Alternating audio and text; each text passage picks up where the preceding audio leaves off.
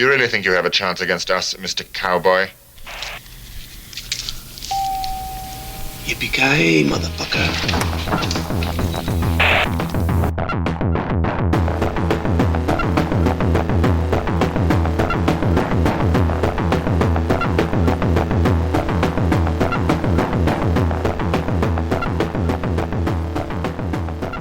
Hello and welcome to Too Old for This Shite. On this week's show we're going to be giving you a list of 10 alternative Christmas movies that aren't Die Hard, and one of them that is potentially Die Hard.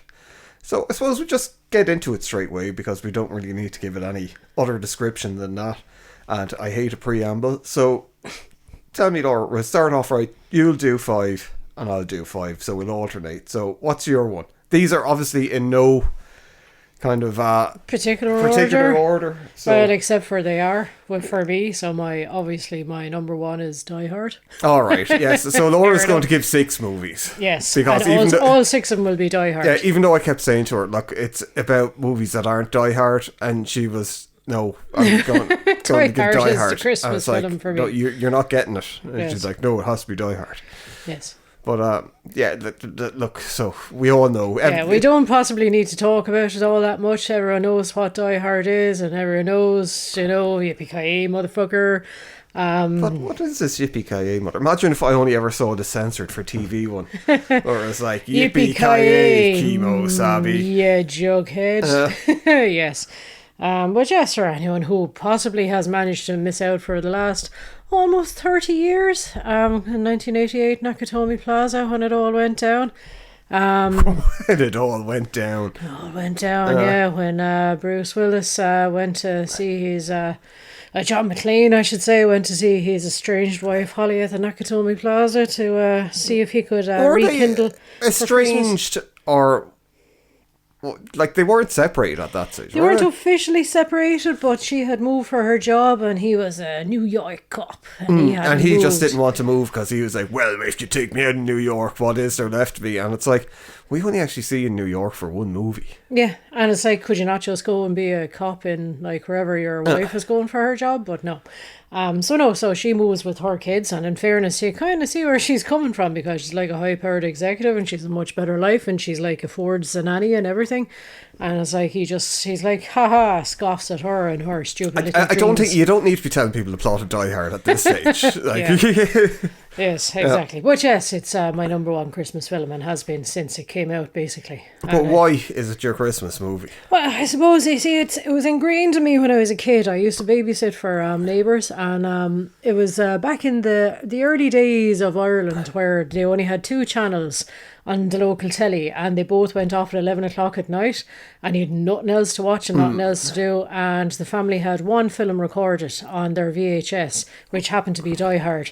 So I watched Die Hard every single Friday night for about the space of 3 years, so I can probably recite it from top to bottom and backwards. It's like a really crap version of, the VHS series of horror movies, where it's like, oh, we found all these movies, they're all fucking Die Hard, recorded off the TV. Well, basically I Clockwork Orange myself into like just being absolutely enthralled with Die Hard. So it's my... See, I think that's what happened with a generation of people. Because, Die Hard was popular anyway, I think, when it came out, because Bruce Willis was kind of at the top of his game at that stage. People loved him because of Moonlight, and he was like a totally different character.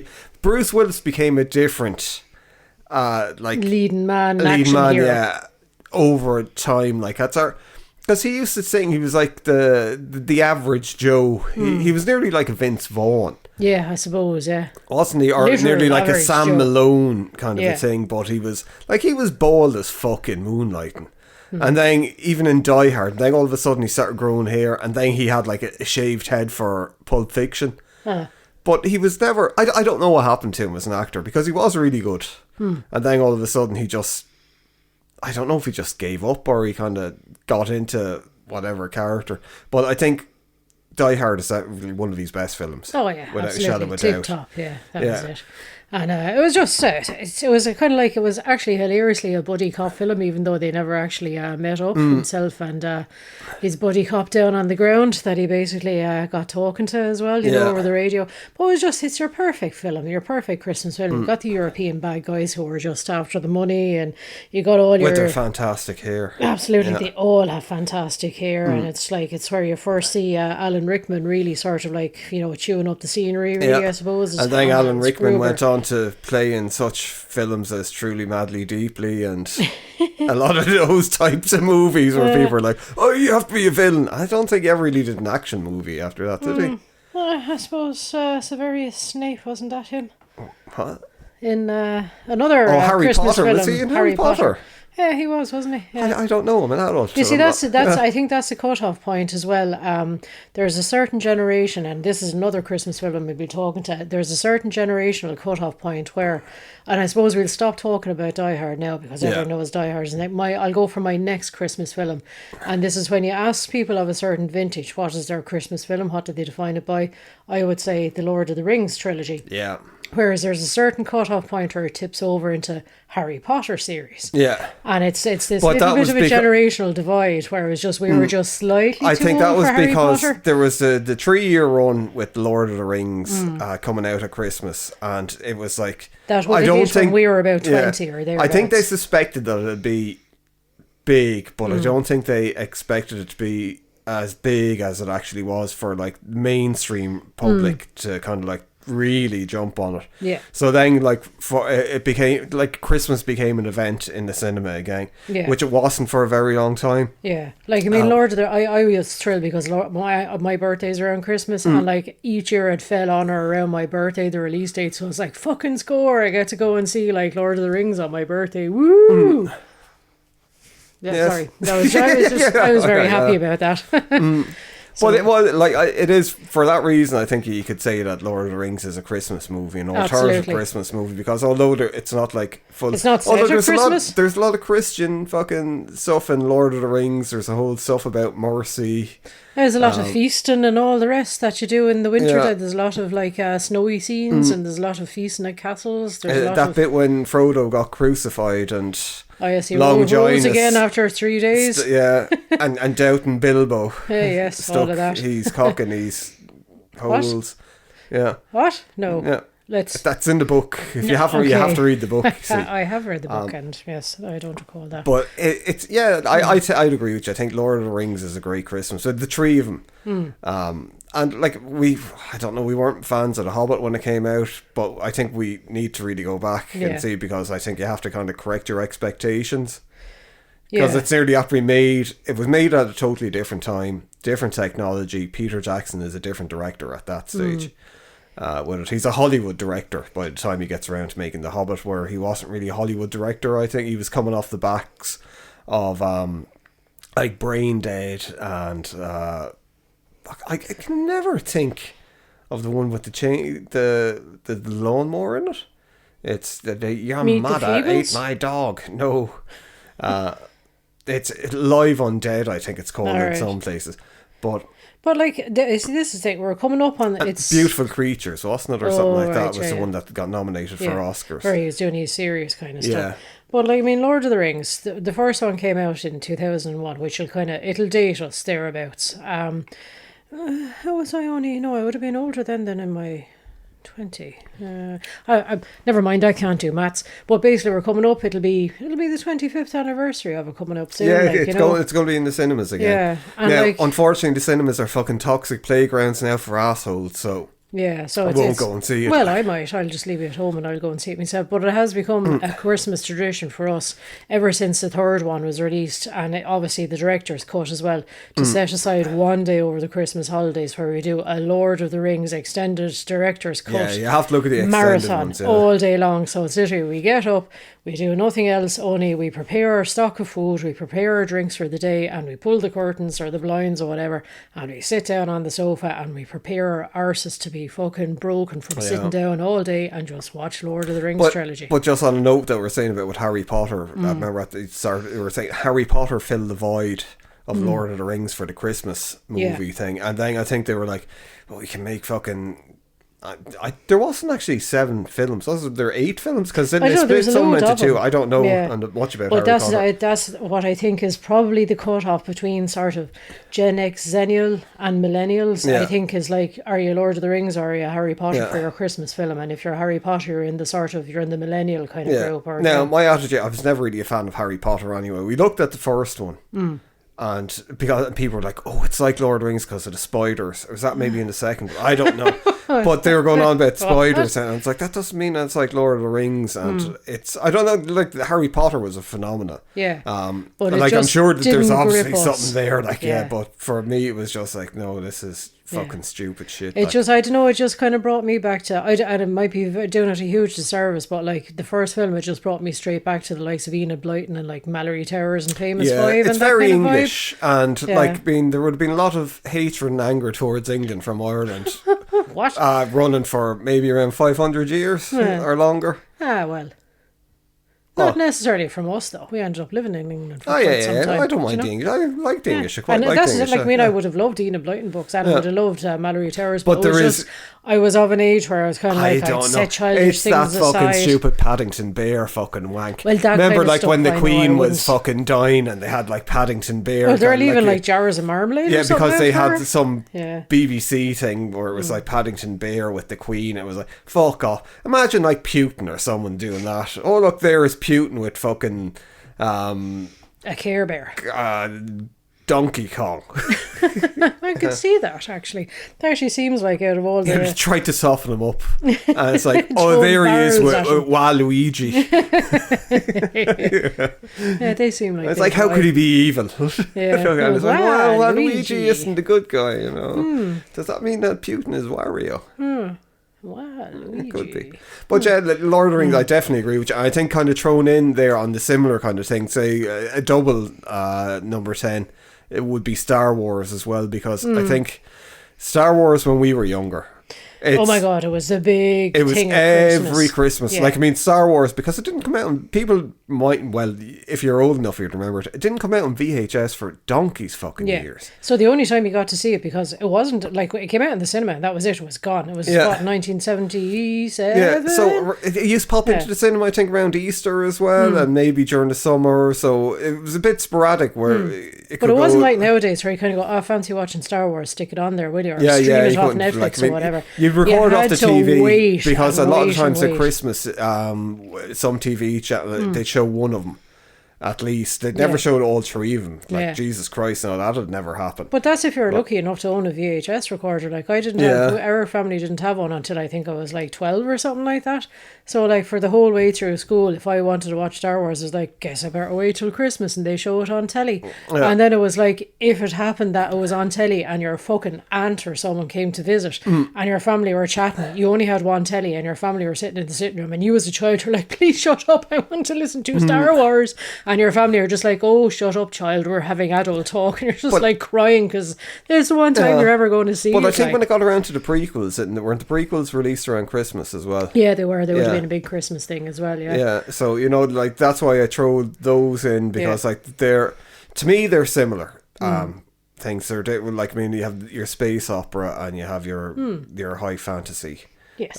movies, which are loved by all, apart from people who don't like it. Who have no souls. But yeah, so me coming in, so say that was number 10 was like Lord of the Rings and Star Wars. So for number 9, I'm gonna keep it some way normal, I suppose, starting off, and I'm gonna say Lethal Weapon, Okay, because it's set at Christmas, it is.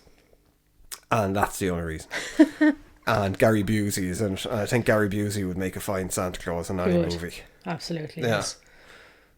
But yeah, that's That's I'd just think, it. Is it you're not going to elaborate any little bit, no? No, and like, it's one of the things like when you look at it's because it's set in Los Angeles, isn't it? Lethal Weapon. Yes. Yes. So it's sunny for a large part Yes. of it until the very end when Riggs is having a fight, and isn't there snow on the lawn when he's having like the fight with Gary Busey? struggling to remember. I think it does, because you it see, kinda this is gets the trouble Christmassy, again. yeah. My brain just melds all of them together. it's So like, we were in the army together. And like, I mean, I've known a lot of people, well, some people that were in like the army, and they weren't kung fu masters like Riggs. Riggs was special forces, sure. That wasn't that the whole thing.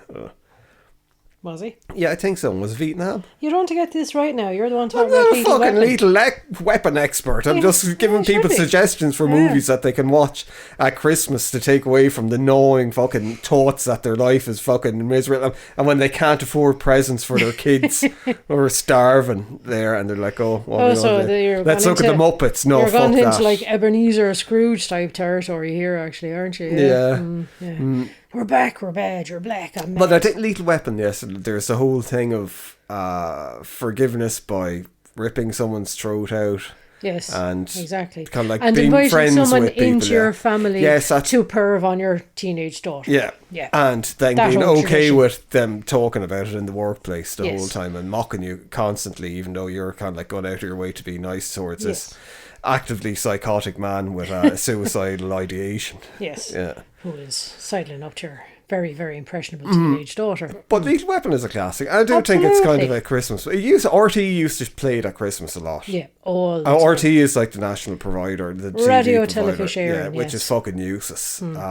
But it was great at Christmas because, again, like I was saying, it just so happened that everyone wanted their holidays, obviously, enough around Christmas time. So what they used to do, instead of having presenters there the whole time, is like, we will put on all of the films movies, all yeah. the time, because So- then it's just, you don't have to have people actually in the station. So It's yeah, one like at person 3 press o'clock play. they'd have. I remember seeing what was that fucking Sylvester Stallone thing? Cliffhanger, unedited. I know it was like 12 o'clock in the morning. Tango and Cash they used to have, and they used to bother editing it on RT. You'd flip over to BBC and they'd have it like, it would be like, oh no, you jarhead. And then he'd flip over to like RT and be like, you fucking You bastard. You know, I haven't seen that since it came out. I can't even remember what it was like. But yeah, There was, it was no Lethal there was Weapon. time you'd flip over though, and you'd see it was the torture scenes where they're like basically tied There's up. And it was, torture scenes in it. I seem to remember in I'm Tango not and kind of Cash. confused with like Hostel. Well, not quite those kind of torture scenes, but I seem to remember they were trying to, I don't know, get some information out of him, and they had him like tied up, and they were like that water, was and they were electrocuting him. Every movie in the 80s, Yeah. there was water torture and electrocuting Yeah. people with like a car battery. Yeah, you had that to was have it. that in it. If you didn't have that in it, it wasn't a Christmas You couldn't movie. call yourself an action Yeah. Christmas I'm film. fairly sure Santa Claus, the movie, there was a bit where he was doing that to like Yeah, some an elves. elf. Yeah, like electrocuting their testicles. Yeah. Saying, tell me what you did with the wooden train. So I shoved it up my ass. And it's like, That's an entirely different film, all right. yeah, Yes. it's a Santa Claus movie too. The version you haven't seen. Yes. But yeah, Lethal Weapon is number 9. So, Okay. so what's number 8, Laura? Let me just go back to my. Oh, of course. Here's another trilogy coming. Well, actually, no. Sorry, I'm doing them in reverse. I'm doing from number 1 to number 5. It don't matter. Okay, right. Okay. Well, this is I'm counting from my top down, and you're counting from your bottom up. So we'll meet in the middle. So this is like my top. Obviously, is Die Hard, and then comes the Lord of the Rings, Indiana Jones. Yes, the trilogy. Indiana Jones was. That is a quintessential Christmas film. And that's mainly just because it's shown every Christmas. Yes, On pretty much. multiple channels. Yes. So it just seems to be a thing that TV executives kind of must have had a meeting up globally and said, Do you know Indiana what's on at Jones Christmas? Indiana Jones, Yeah. and that's it. So yeah, obviously it started off with Raiders of the Lost Ark, and that was on every Christmas. And then of course once we had the Temple of Doom. Yeah, you're such so a then fan, they yeah. used to have them, they'd have them on consecutive days, and then we had the Last Crusade. So you'd have them on like Christmas Eve, Christmas Day, and Stephen's Day. So you'd have one to watch every single day. So you'd have your little marathon there. And again, like that, back in the day when you didn't have your VHS players or anything like that, you had to circle it off in the RTE Yeah, well, that was another guide, one that and wasn't. you had Because to I make think, sure to sit down and watch it at the right time and get but your that family was to another one. shut the I think hell it up. was Lucas and Spielberg must have had something where it was like, we're not releasing these things on Yeah. VHS or for people to own on VHS. You could rent them to a certain degree, but they cost a fortune to buy. So a lot of video stores didn't get it. They were like, I could get 50 Driller Killers or I could get one Indiana Jones. So, and E.T. was the same. E.T. Yeah. was another one where like E.T. was God, just actually, yeah, E.T. Christmas was is the only such time. a Christmas film as well. And when yeah. E.T. came out on video, that was a massive deal. Yeah. That was a big deal. People were free. And then people were like, I don't really want to look at it at home because it makes me feel really bad. Yeah, I'm very sad about this extra testing. Yeah, E.T. is not a feel-good film. E.T. just makes you feel bad, like, for humanity, because, like, this poor little plant life fucker comes down and we're like, oh, let's experiment on him and kill him. Yeah, be mean. Exactly. Well, it just shows the human condition up for what it is, doesn't it? Yeah. But Indiana Jones. Yeah. Oh my God. Well, this is like my favourite trilogy of all. If I had to like pick one film that... Why don't you like the other two? What? What other two? Like, what was it? The Crystal Skull and the new one, which No, I can't remember it's- even what the name of the new one is. No, like, it's a trilogy, and that's it. And there's no more to be said about that. Thanks very much. It finished off with The Last Crusade, and I won't have you say anything else about it. so you don't think that, like, monkeys helping Shia LaBeouf? I don't recognise it, canon? and I will not accept it. And it's like it's like somebody that won't recognise their stepchild. It's just like, no, I refuse to accept the existence of this film. No, not at all. It's actually not a bad movie, though. It's okay, but I don't class it. It's there's the original trilogy, and then they did a few more films that were sort of like, we'll tack a few more on. Now they're okay, but they're not the trilogy. There's the classic trilogy, and that's it. And it's the Trinity, the Holy Trinity, and that's it. And they're the three that I'll sit down. Do you and know watch they're at making Christmas. another one? That's fine. They can do that. But I won't be sitting down. I'll do my marathon at Christmas with the three of these. And then the other ones, at some stage I might watch them, but they don't belong in the whole Did Trinity. you look at the Indiana Jones, or Young Indiana Jones TV series? I did, yeah, I did. I didn't watch it religiously. When it started off, I was like, oh my God, this is so brilliant, this is fantastic. But it was more a sort of I put it along, it was in the same kind of vein as The Mummy and stuff like that. It was like this sort of daring do adventure kind of a thing, from the 50s. That's what it seemed to be like. And it just had the Indiana Jones kind of name slapped on it. Now, it was good, don't get me wrong, I enjoyed it. I don't remember it, though. It kind of like a lot of times if I can't remember something from the 80s or 90s, I really mustn't have liked it, It was grand, but it wasn't like, I wouldn't be devastated if I missed one kind of thing. So again, that'll tell you, like, there was unmissable there television. was books based on it. I remember getting books of it when I was young. Based on the film or based on... No, based on like Young Indiana Jones and quite liking those a lot. Yeah. With it. But yeah, so that's number 8, was it? Number 3 for me. Yeah, number 8. Don't stop trying to confuse me. So that was number 8. So I suppose number 7, I'm going to say, I'm going to start getting into probably more weirder territory here now. Okay. The Mothman prophecies. Yes. I think that's certainly is a Christmas a film. fantastic Christmas movie for all the family. Very cheerful. Yeah, for people who aren't familiar with the Mothman, because I understand the Mothman prophecies mightn't yet be after making it to such high levels as Die Hard or Lethal Weapon, but it will someday. It's a film starring Richard Gere, based on a book by an investigative journalist called John Keel, who did a lot of stuff into UFOs and cryptids over the years. I love John Keel. I think he's great. I've read most of his books. But the whole Mothman prophecy thing is kind of loosely based. The film is loosely based on a book that John Keel wrote about an investigation into like this kind of flap of weird events that happened in the 60s in a place called Point Pleasant. And people were having sightings of this cryptid called the Mothman. But like in the book, there is an awful lot more to it. The movie kind of brings it in as well, where it's a lot of this high strangeness stuff. There was like UFO sightings, people getting like radiation poisoning. There was just a load of mad shit. But it ended up with like the real event was that the bridge in the town, I can't remember the name of the bridge, it collapsed on Christmas Eve when there was a load of people on it, and there was a massive tragedy and a load of people died.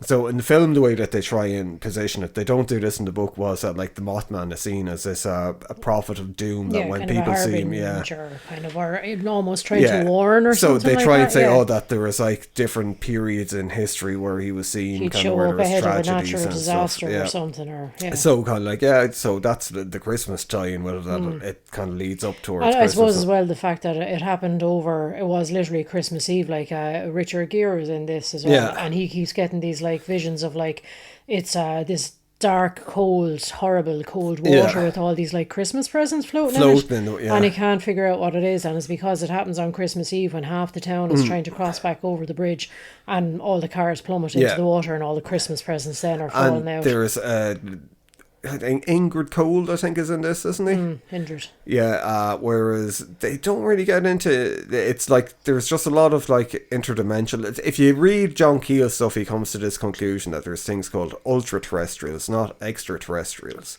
That they're, like, on Earth, or they might be interdimensional beings or demons.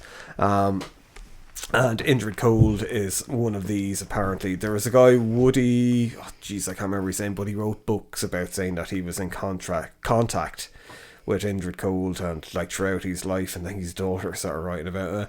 And, like, if you go and look it up, it's interesting stuff. It's kind of funny. Not the film. The film isn't funny at all. But, like, the stuff in the book, there's quite a lot of humorous. John Keel can be humorous with it as well. But yeah, it's good. I think it's good. It's very good. And this is, I always it's a brilliant film. It is actually really good. But it is, and I think the mark of a good film, it's like of Final Destination for a certain generation as well. Like, I get very nervous, as do thousands of other people, driving behind a log lorry because of Final Destination. You're just like, Jesus Christ, I'm going to get fucking killed. It's the same with Mine Prophecies. I have to drive across the bridge every day into work, same as, like, it's the same kind of deal as like the Point Pleasant one, where you actually end up parked on the bridge waiting for the lights to change because it's such heavy traffic.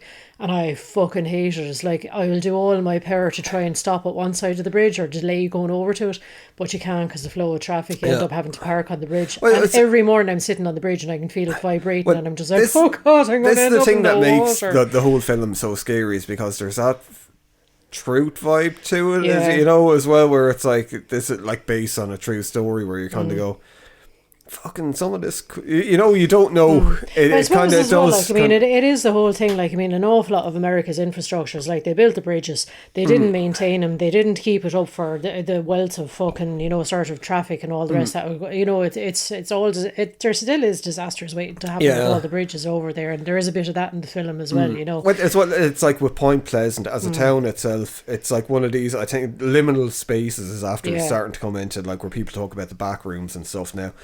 Well, it's kind of it's always been considered one of these liminal spaces where it's like a place between things. Yeah, because it's that old factory outside of town. There was an old factory there. There was an old army base there as well. So there was, like, some theories that, like, say the Mothman thing, if it was real, could have been some fucking creature that was, like, exposed to radiation, or it could have been some experiment that got loose. But yeah, the film is really interesting. It brings up some of these points, like, I think it's very good for people that might want to get into some of that stuff, to look at it. Yeah. And then say, all right, it gives you kind of a direction to kind of start reading and looking up things. It's really good. So that's number 7. So what's number 6 then, Laura? Okay, well, again, this is sort of a film that I always have to watch at Christmas time, and it's a feel good Christmas. It's set as Thanksgiving rather than Christmas, but to me it's Christmas. Well, trains, planes, and automobiles. Yes, it is Thanksgiving, isn't it? Yeah. And it's John Candy and Steve Martin. They're both supposedly trying to get home for Christmas. And everything goes wrong on them. The plane isn't flying out home. It's all travel disasters, weather disasters, and they end up just, like, bumping into each other as they try and travel home. And John Candy is just this, like, cheerful chappy who just keeps on fucking ruining Steve Martin's day. Well, it's the whole thing with those John Hughes movies. I think this is near the end of his, like, run of good movies or being popular. With thing, and of course, like, it's mainly thanks to Steve Martin. Steve Martin was on the ascent with this, as was John Candy. John Candy was just in everything at this stage, I think, and everyone loved him. And it was like, when you kind of, they played it for yucks the whole way through, where it was all the way through, you were totally with Steve Martin the whole way through. You could see the frustration. He was a straight man. I was like, this fucker is just ruining everything. He snores, he farts, he's fucking, his dirty underwear is in my hotel sink. He's ruining my chance of getting home to the family. He's so frustrated, and everything goes wrong because of him. And then at the end, your heart just breaks and you go, oh no. And it's just like, it's sort of human spirit, and sort of like, the spirit of Thanksgiving, really, I suppose. What you do, you're trying to be good to other people and give thanks for what you have. Well, it's one of these more sinister thing. John Candy's character does lie the whole way through to your man, and then at the end, your man feels sorry for him, and then lets him into his house where he's got young kids and his wife. John Candy was potentially a serial killer that's traveling across America, murdering men. Possibly. Yeah. But So this could be like a prequel to Henry Portrait of a it serial could be killer. if you want to play it that way. Yeah. So after he's finished with like Steve Martin, he uses just his moves little on. the ringlets shower from the curtains. shower curtain things to kind of like staple kind of like holes up his knob and kind of Why does it always have hang to him turn sexual? I out think? of it. Like, that's not sexual. That's just like it's just bone and sinew. No, it's That's just what John harmless. Candy is saying Just was. sees, Yeah, okay, it's just right, bone yeah. and sinew, baby. Fair Just enough. bone and sinew. Yes, fair enough. But I mean, there's a few scenes in this, and I can remember watching it when I was younger and getting almost sick laughing at it. Like just the few ones, even when they're driving along, like and they sort of they fall asleep when at he the lets wheel. people know about his wife dying. Yeah, that one especially. I know when they're driving along and falls asleep at the wheel, and they wake up and there's like two Arctics. That's a classic scene, like and when he looks over and John Candy's the devil. Yeah, I mean, there's some things like that, and you can't help yourself from more and laughing at this the whole time, you know. But it's just all these stupid little scenes. The setups are immaculate. It's just a feel good film. Like it's hilarious the whole way through. Now we went back looking at this about a year ago, Yeah. and we both fucking hated it because of the music in it. I don't know what version of it was that we saw, but the actual music over it was really intrusive, and it was fucking awful. And then for some reason we went and we looked at it again about another year later, and the music was totally different in it, and So it it was like depends on which the version. movie that we remember, and it Yeah. was like I actually like it. So it goes to show the power of that music. Absolutely, I don't yeah. know what the fuck it was like. What It was version we some managed weird to TV watch, yeah. editor or some foreign version of it, but it was the music destroyed it. Yeah, it wasn't the one we remembered. Like that had Yeah. been done. Like but that would be one of my picks that you have to sit down and watch. Just So for is that number feel 6 good. or 5? I can't remember. So you did. Yeah, I 3, don't so, even- Yeah, so we'll say it was number 5. Yeah, I actually have way more than 5 on my list. So Yeah, so do I, I can yeah. do honourable mentions and stuff like that. Yeah, So I have yeah, to it go don't back over matter. to you. Who's keeping count? Not me. Yeah, I so can't. We'll say that was number 6. So people are probably like, what? Right, so number 5 for me would be. I'm kind of debating on whether I'll go with. I'll just spit it out. Go on. Well, I suppose it's going to have to be Batman Returns. Okay. Yeah, I think Batman Returns. Like I think it's set at Christmas, is it? But it's got a very Christmas feel to it. Bizarrely so, considering it doesn't have Mr. Freeze in it, that it's like set around the Penguin and Catwoman. Now, it's not my favourite Batman film by a long shot. I'd That hope would be not. Batman and Robin with Arnold Schwarzenegger in it. All right. That the one with George Clooney and his nipples? Yeah. Yes, it is. Yes. Yeah. But it is a very Christmassy movie. Even like Christopher Walken is in it with grey frosty hair. Yes. And yeah, I don't know. Being honest, I don't really like it. So why is it on your list? Because it's not like what I think are good movies. It's like alternative Christmas movies. I Okay. think it has that Christmas vibe to it, and probably came out at Christmas as well. Yeah, I think it did, yeah. I know, like Batman, the original one would have came out during the summer Yeah, because it was that was big. like They're all big summer films, yeah. And like, I mean, I'd imagine they won't be insane to put this out in the summer because it is just very much even the Danny Elfman's music is more kind of Christmassy to it. It's more Beetlejuicy, I think, compared to the first one. It's See, I all think right, but Danny I was Elfman disappointed when this He kind of does that a lot. Like, I mean, Edward Scissorhands is another film that is mostly set in the summer. Yeah. And then there's like one Christmassy scene in it with Danny Elfman's music, you know, when they're in Yeah. he's cutting and it's all like the snow. And everyone thinks like Edward Scissorhands then is really Christmassy because of that. And it's only like one scene. There is a Christmassy vibe around Danny Yeah. Elfman's music. I don't know what it is. Yeah. But maybe This with is all the magical, bells and yeah. things with it. But yeah, so I think that's an a Christmas movie. If people want to get into feeling like it's Christmas, there's nothing quite like watching Michelle Pfeiffer going around in a latex Skin-tight dress suit. with Danny DeVito pawing at her Yeah, lovely. and stuff. Yeah. How bad? It's very creepy, like. And the thing is, I'm not really a fan of Catwoman Are you not? or the Penguin. Are you not? So I was just like, you know, like you go from the Joker to Yeah. I know, you're kind of down into... yeah, Well, yeah.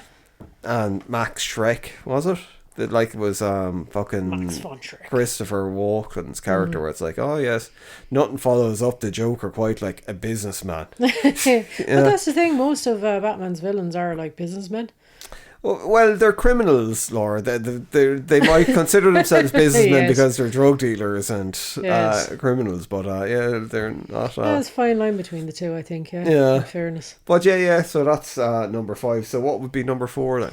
Well, is there any point saying the obvious, like National Lampoon's Christmas Vacation? That's a very Christmassy one, that's not an alternative. That is just a Christmas movie. Okay. Like, yeah. Well, I'm going to move on then to something that I find to be very Christmassy in its vibe is The Thing.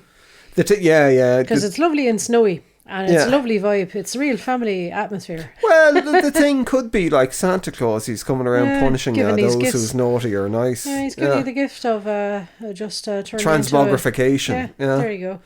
But yeah, I'd find that to be kind of a Christmassy film, even though I think it's only the set at the start of winter, I think, because that's when they're going to the base. It's like, oh no, it's just settling into winter and all this shit starts happening, kind of a thing. But it kind of reminds you, like it's winter time, it's cold and it's miserable and it's snowy outside, and you're stuck in a room with all your relatives and you don't know who the bastard of the family Well, is. do you know the original thing that they were going to do? It was going to be, the guys that are in the from the other station, the Norwegian guys that chase the. It wasn't going to be a husky. It was going to be a reindeer. Ah, see, yeah. With a red nose. Oh, cool. That makes more So sense. then they were like, "You can't kill Rudolph." Oh no, they should have done And that. then, like later on, one of them's like saying, "Hey, look!" And then Rudolph starts talking to him, and he's like, "Oh!" And then, like the nose turns into a big Starts spider glowing. creature and That sucks would have him been into brilliant. it. Yeah, there you go. There you go. That's a cool. Yeah. But The Thing is definitely, like, The Thing is probably one of my favourite movies of all time. Yeah, full stop, yeah. But it's great to just throw it on at Christmas as well. And I think it is one of those films as well that would be thrown on as well. It's generally thrown around Christmas time because, again, RTE were just great for throwing on a load of films around Christmas time, and that would have been one of them. I don't think I've ever seen it on TV. Have you not? I've never seen it on TV. It was, So how would you actually watch it? Is it beamed in directly into your brain or... Yes. Yeah. Yes. On a TV screen from a terrestrial station. Yeah. I think it would have been. Yeah, it would have been VHS. It would have been when I saw it. Seeing the cover, I was just like, I didn't know what the fuck. Actually, I tell a lie. I did see Mark Commode. Had a whole thing on BBC Two, talking about horror movies, and The Thing was on it, and he did he used to do mini documentaries beforehand, which would be like. Fucking, they wouldn't even consider mini documentaries now because of people doing like 3-hour things on YouTube about films. But that was when I found out more about it. And that's when I think I started getting really, and then was when the DVD, it was actually, we were living with a guy who had it on DVD, and it was like they had the making of it on it, where it got into the whole special effects. That was when I think I started becoming like, oh my god, I love The Thing. this, because when you do see the way know how they go about what the Rob special Bhutan effects. did for that, Yeah. and he was like so young. He was only like 20 or something, wasn't he? Something like that, Yeah, he was a kid, ridiculously and he young. was just like sleeping over kind Yeah. of in the thing because he was working on it all night. It's that passion that you can only have when you're that age, Yeah. doing stuff. It's just, and like, I mean, it's on screen forever. Like, no one's ever going to forget. That Thing. Like John Carpenter and Rob, all of them. Like, and I suppose it helps that. My God. Who are you talking about? Kurt Russell? Kurt Russell, yeah. Kurt Russell is in it as well. Kurt Russell was Santa Claus in the movie, wasn't he? I think he was. But which one? I don't know. There's like... There's a lot of Santa Claus Yeah. films, yes, indeed. Yeah, Santa Claus Pliskin. Pilskin. Yeah. But yes, so that would be Yes. number 4. So number 3. Oh, I'm going to get to be number 1. No, you're not. So number 3 for me, I suppose going down through. Will I go for? Because I have a ton of things. So here. do I, so start being selective there. I'm trying to think what would make me feel most like Christmas.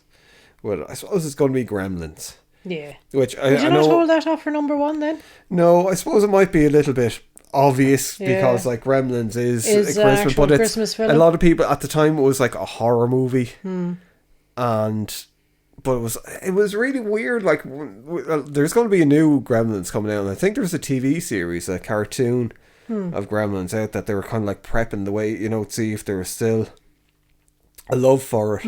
And I don't like it. There was like Gremlins 2. Everyone loved Gremlins 2, but they never went on and made 3 because they were like, Gremlins 2 did so bad. I think it didn't hit like hundreds of millions in the cinema or something, because there was, at the time in Ireland, do you remember when it came out, there was this thing where it was one of the first ones that I can remember, like, where they were heavily enforcing a 15 sort on it. So they kind of killed it. Where it was like it's a kids' film, like, yeah. Well, it isn't. Well, Gremlins 2 definitely is. Gremlins 1, whatever about Gremlins 1, because there's that whole stuff about Santa Claus in it, and I think Gremlins 1 is way more like actual violent, where like people die horrible, gruesome deaths, but they're kind of funny. It's cartoony, but it's still like fucking I hell. seem to remember, I was watching Gremlins at a friend's house. There was like a couple of brothers that I was watching it at. They were quite small. They happened to have a telly in their bedrooms. They're all down watching it. We all suddenly went very quiet watching the film, and our parents came down. They all started losing their shit because there was like gremlins coming up out of toilets and fucking yeah, and they were like, "Stop watching that! You can't. You know, I'd have nightmares." And the three of us were like, "Hee, this is funny." Oh, but what was it? It had that Looney Tunes Yeah. thing. Like part 2 was it was a Looney Tunes thing. Yeah. It was a lot more silly, and like they went fucking over the top with all the different kind of gremlins, like, because they had that. They were like gene splicing. Christopher Lee, who we were talking about last week, was in Gremlins 2 as well.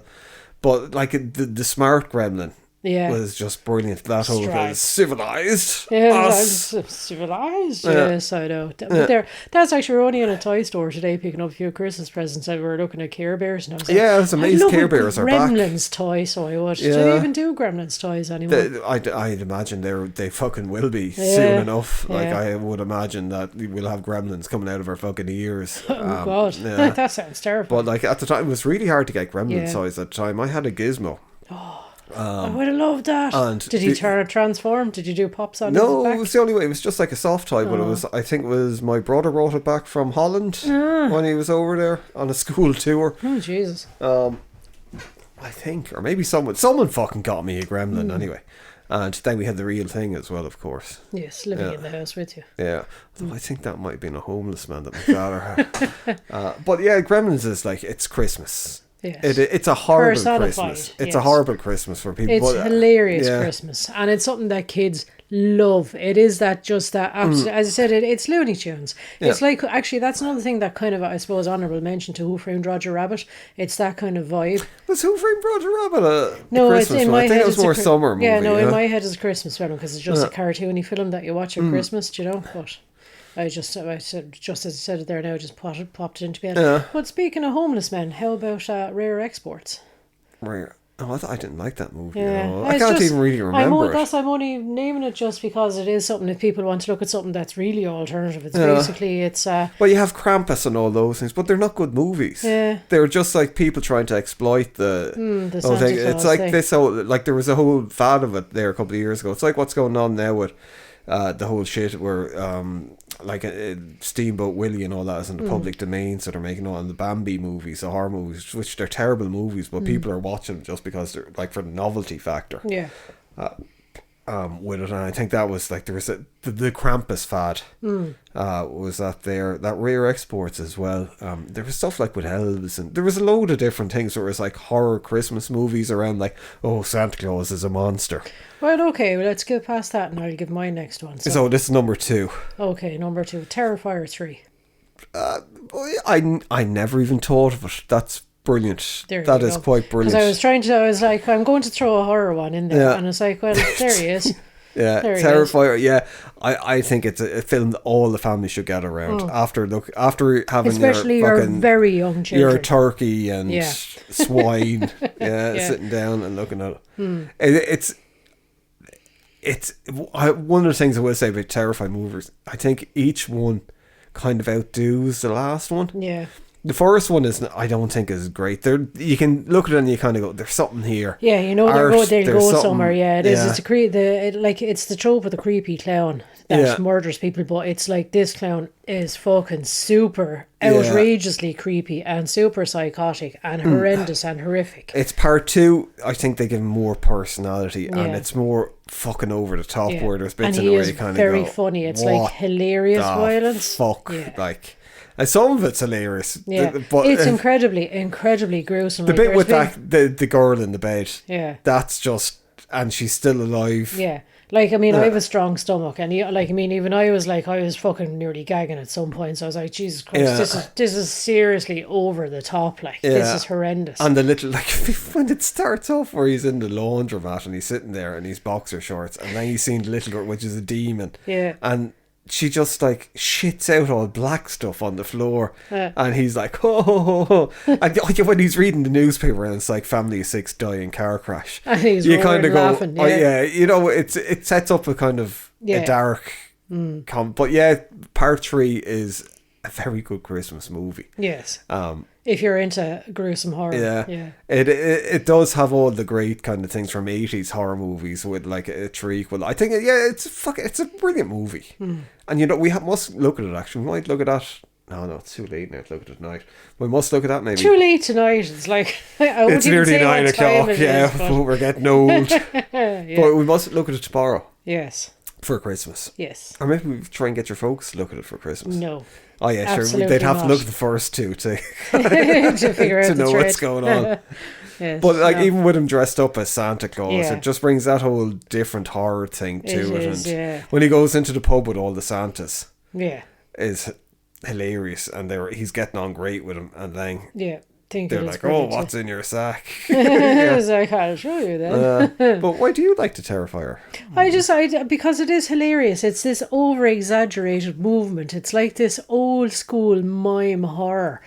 And it's just the guy who plays He's Art, fucking brilliant. the clown. Yeah. It's just stupidly funny. And then it goes into this horrendously violent fucking gore. And like, I mean, there's times where I'm kind of going, this is too much, and this is fucking this is misogynistic, and this is whatever else. But at the same time, like, oh, it's funny though. There's something so playful about Art when he's horribly mutilating people. And as well, there's just that thing where he can go with his eyes. Yeah. Where he can switch from being this happy clown to just being really fucking mad where you and go. evil, yeah. It's like with Sid Haig when he was playing Captain Spaulding. Yes, where it's like he's all cheerful, chappy, and then it's just He's turns. Like, did I all stutter, bitch? Yeah. That's it. And I suppose as well, it's because here's a part of our shared history. We used to do children's entertainment where we both dressed up as clowns.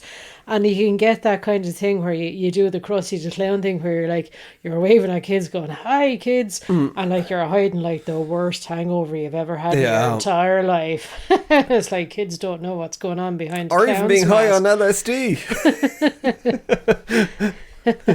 But that would have been that's another Christmas film that I would recommend if you're sick of the usual kind of like, hi, that is Santa. very good actually. I have to say you're after outdoing me on absolutely anything. Yay, good. That I can come up with. So I think for number one, I'm kind of torn between either a happy one that would be a Christmas film or a fucking horrible one. Go on then. I'll shout out a few more. So I think we'll do a few honourable mentions. Yeah, so I think it's Back to the Future. I had that in my the list trilogy as well. Not so much the first one really with it, but the second and the third one, even though they came out and they were summer movies, I think they put them back in the cinema for Christmas, or maybe it was TV. They used to be. No, it's Christmas TV. They used to always run them, and for some reason, especially the Wild West one was always thrown on it. Back to the Future 3. Wasn't there it? is just a Christmassy vibe around it. I suppose it's that whole thing as well, where it's nearly that whole redemptive arc for Marty. There is that that fucking Scrooge thing going on, but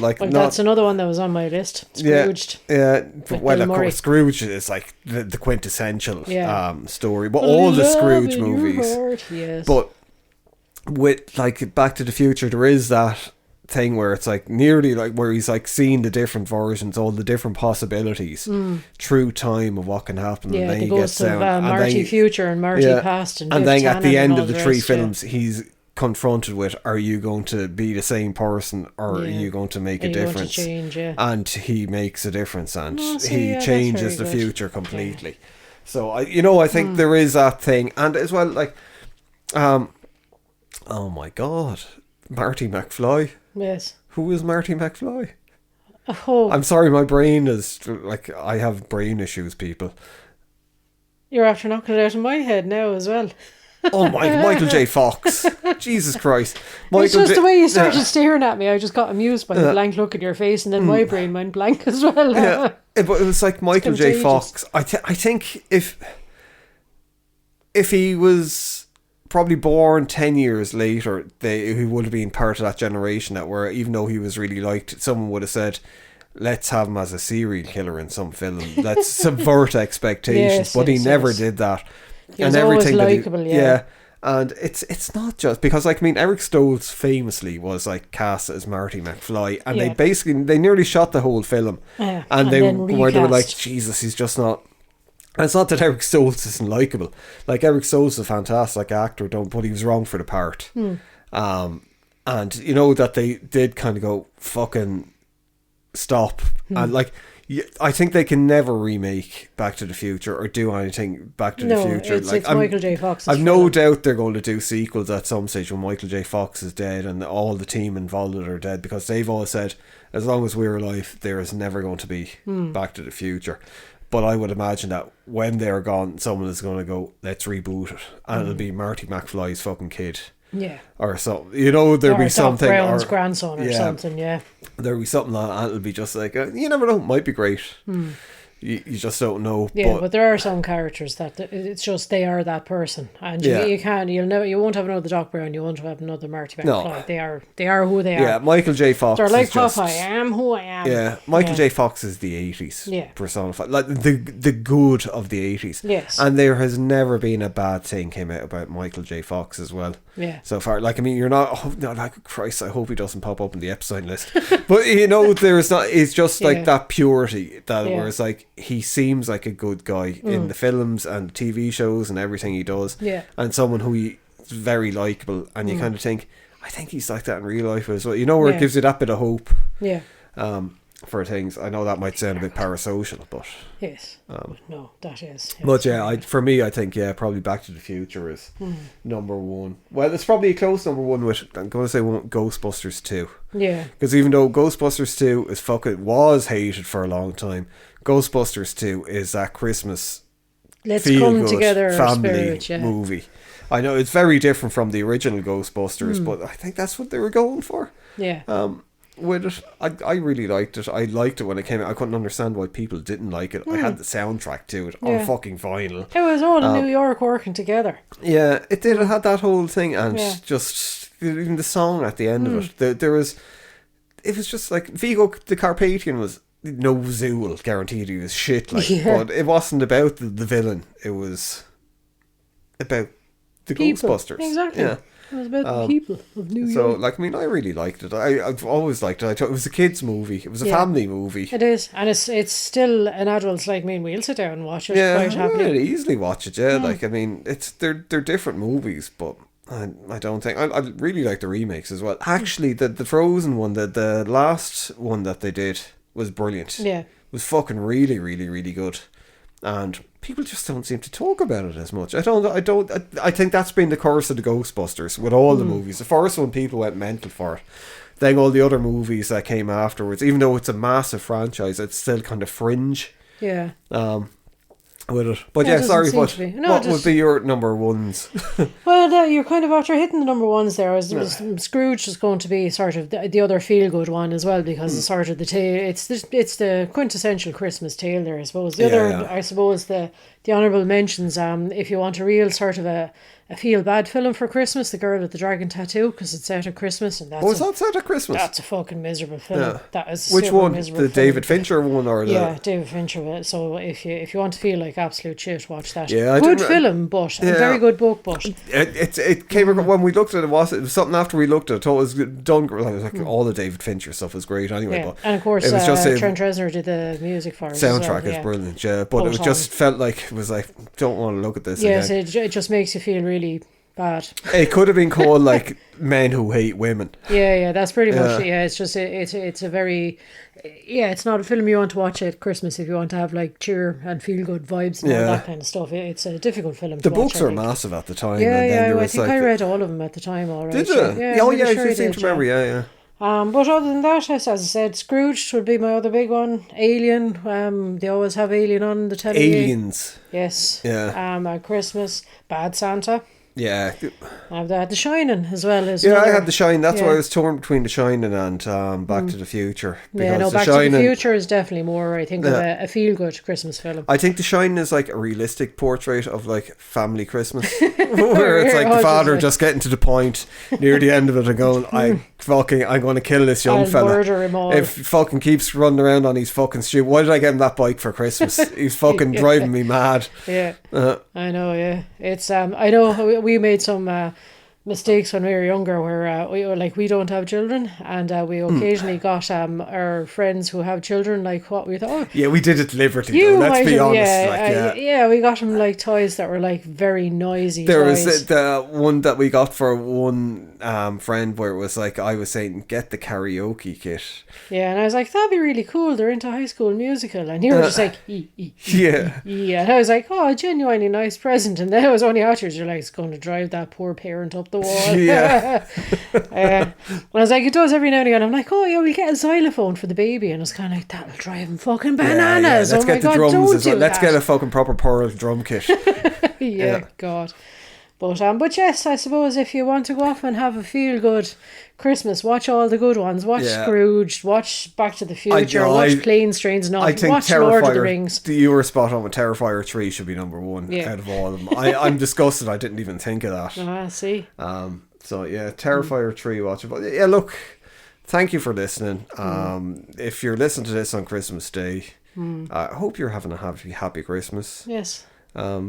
And get back to eating your lovely Christmas food. And what are you doing? Listen to a podcast on Christmas Day, for God's sake. Yeah, no, listen to it multiple. Put it on repeat all day. Force your family or your friends to listen to it. We need the listens. Yeah. Tell everyone to shut up and listen to the podcast. But yeah, look, thanks for listening. Yes. Hope you have a happy Christmas. Have a safe and peaceful, festive time.